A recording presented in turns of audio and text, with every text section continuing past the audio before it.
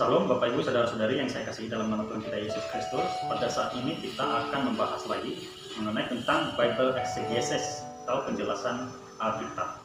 Saudara, tema kita adalah makna panggilan Allah yang terambil di dalam kitab Kejadian pasal 12 ayat 1 dan ayat 2.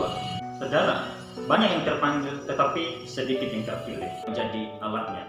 Lalu yang menjadi pertanyaan kita di sini adalah, dengan cara apakah Allah memakai hambanya untuk menjadi alatnya? Atau memakai manusia untuk menjadi pemberita Injil, untuk menyelamatkan manusia dari dosa?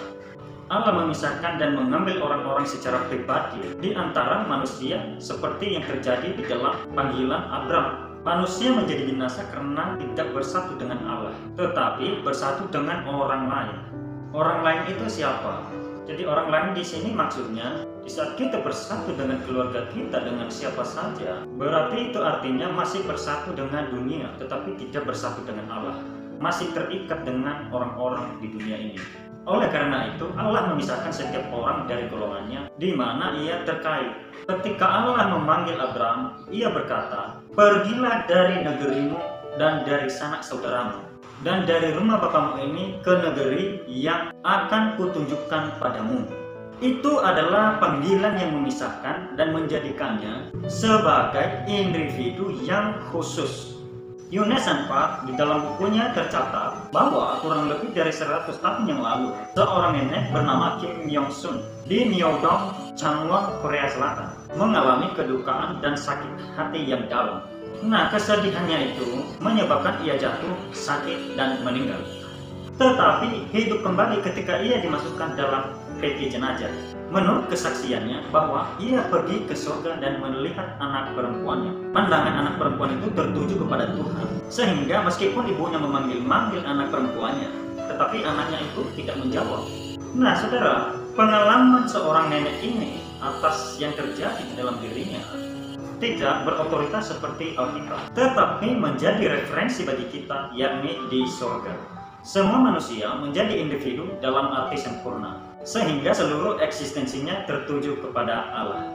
Jika kita mau mentaati panggilan Allah yang memisahkan kita untuk menjadi individu yang khusus, kita harus menghadapi kesedihan dan yang menyedihkan. Akan tetapi itulah jalan yang menghidupkan. Untuk menjadi satu dengan Tuhan, pertama-tama kita harus dipisahkan dengan kaitan dunia dan menjadi individu yang khusus. Meskipun menyakitkan, sehingga apa yang terjadi bahwa selain Tuhan, semua orang lain adalah orang lain. Hal menolong sesama hanya mungkin terjadi ketika kita menjadi individu yang khusus dan hidup bersama dengan Tuhan sampai kekal, atau sebagaimana halnya orang yang menikah. Dengan langkah demikian, barulah hal itu dapat kita lakukan. Kita dipisahkan sebagai individu untuk menjadi milik Allah sepenuhnya. Itulah hidup kekal. Di dalam kitab Yohanes pasal 5 ayat 25 berkata, "Aku berkata kepadamu, sesungguhnya saatnya akan tiba dan sudah tiba, bahwa orang-orang mati akan mendengarkan suara anak Allah."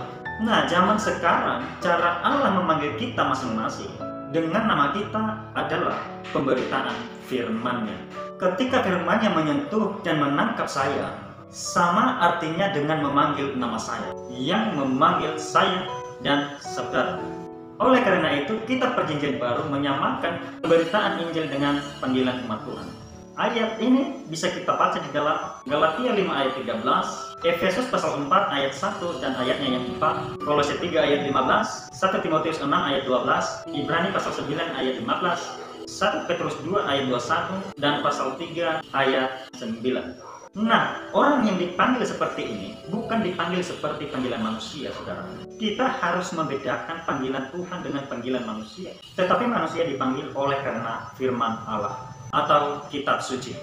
Firman itu berasal dari luar dunia manusia, yaitu firman Kristus yang adalah pencipta dan penyelamat. Manusia hanya baru dapat mengambil keputusan iman yang sungguh-sungguh ketika disentuh oleh firman Allah, dan dapat mengatakan seperti seorang Samuel, atau di dalam kitab 1 Samuel pasal 3 ayat 10 yang mengatakan demikian, "Berbicaralah sebab hambamu ini mendengar."